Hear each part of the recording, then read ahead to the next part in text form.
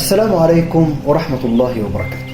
هكلمك النهاردة عن أشرس الحيوانات على وجه الأرض، ولكن قبل ما نبدأ لايكك الجميل واشتراكك المحترم ويلا بينا.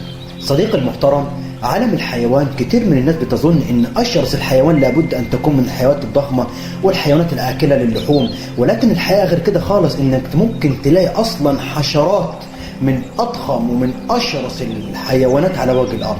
ولكن علشان ما اطولش عليك حبيبي الغالي، يلا نبدا ونعرف ايه اشرس الحيوانات على وجه الارض. واحد، غرير العسل. غرير العسل ده عايزك تعرف انك من الصعب انك تلاقي حيوان اكتر شراسة وعدوانية منه.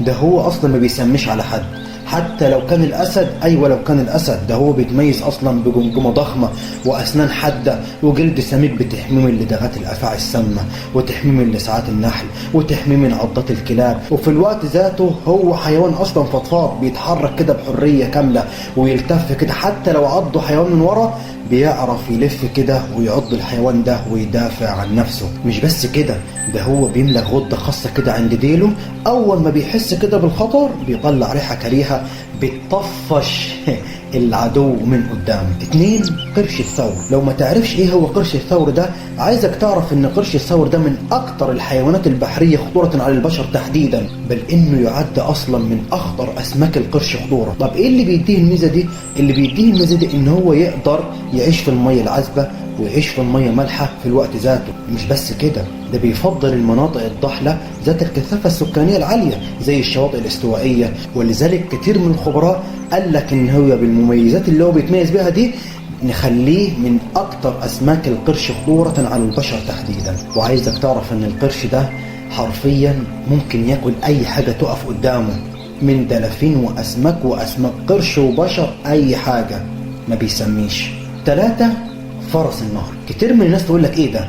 فرس النهر يعتبر من اشرس الحيوانات اللي على وجه الارض، هو اصلا يعني حيوان اكل للاعشاب. عايز اقول لك ان فرس النهر من ضمن اشرس الحيوانات على وجه الارض، خاصة عندما يتعلق الوضع بحماية مناطقه الإقليمية.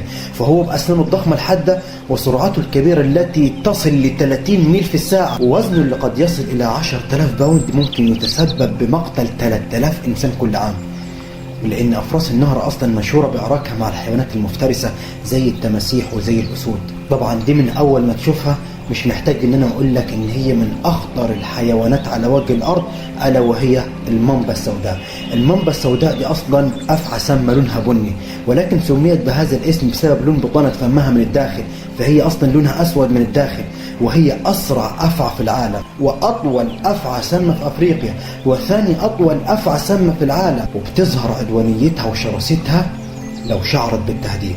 لما بتحس كده ان في حد بيهددها هتطلع لك الوش التاني. وعايز اقول لك ده لما بتلدغ الفريسة بتاعتها مش بتلدغها مرة واحدة كده، لا، ده بتقعد تلدغ فيها مرارا وتكرار لحد ما تطلع عينها حرفيا. عارف المامبا السوداء دي بتتسبب في وفاة 20,000 إنسان سنويا. 5، تمساح المياه المالحة. تمساح المياه المالحة ده زي ما احنا بقول لك كده من اسمه، ده اصلا بيعيش في المياه المالحة، وهو اكبر الزواحف البرية الحية. عارف دي بتعرف تتموه، عارف كده البس المموه علشان بيخافوا منه، هو ده بيعرف يموه نفسه حرفيا. مش بس كده، دي بتعمل حتة كمين للفريسة بتخليها كده بين ايديها. وعلى فكرة عايز اقول لك ان هي بتهاجم البشر، فخلي بالك منها. وبكده يكون الفيديو بتاعنا انتهى، ولو عايزين جزء تاني اكتبوا لي في التعليقات علشان نكمل سلسلة أشرس الحيوانات على وجه الأرض. قبل ما تطلع الفيديو يا صديقي ما تنساش اللايك على الفيديو، ما تنساش الاشتراك في القناة. حبيب قلبي، السلام عليكم.